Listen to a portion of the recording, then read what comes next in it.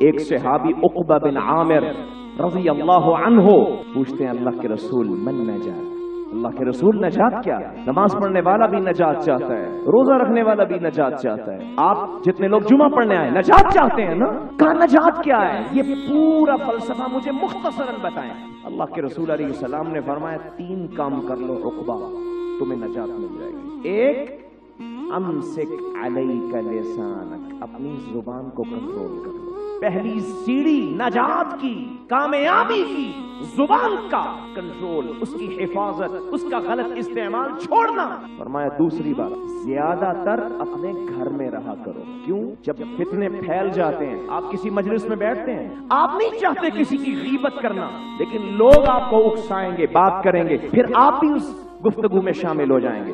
اس لیے فرمایا جب فتنے کا زمانہ ہو، لوگ گناہوں کی طرف بلانے والے ہوں، جیسے آج اس وقت ہماری نوجوان نسل کے لیے سب سے بڑا چیلنج میڈیا کا غلط استعمال ہے۔ میڈیا ہے ہی غلط، میں استعمال کے لیے تو اچھی رواداری میں لفظ بولنا چاہتا ہوں۔ پوری دنیا کی غلطیاں، کوتاہیاں، ان کو زبانوں سے ڈسکس کرنا اور بحث برائے بحث کرنا، لوگوں کی پگڑیوں کو اچھالنا، اور کوئی اصلاح، کوئی رہنمائی، کوئی تبدیلی مقصد نہ ہونا، یہ آج خلاصہ ہے ہمارے میڈیا کا۔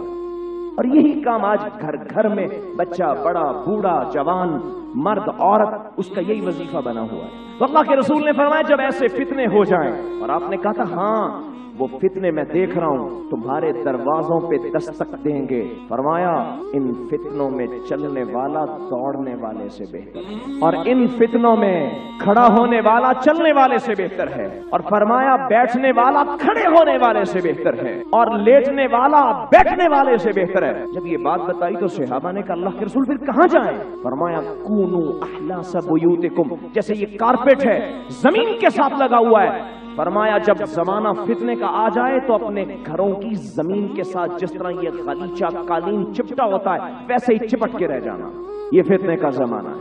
عقبہ بن عامر کو فرمایا اپنی زبان کی حفاظت۔ دوسری بات، اپنے گھر میں رہنا سیکھو، غلط مجالس، فتنے، ان سے دور رہو۔ اور تیسری بات، وابکی علی خطیئتک، اور جو غلطیاں اور گناہ کیے کبھی اللہ کے سامنے آنسو بھی بہایا کرو۔ یہ 3 کام کر لو، اللہ تمہیں نجات عطا فرما دیں گے۔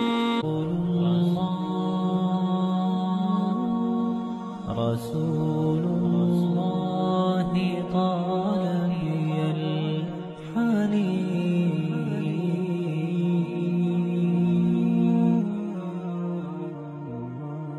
وأرق موجة شوق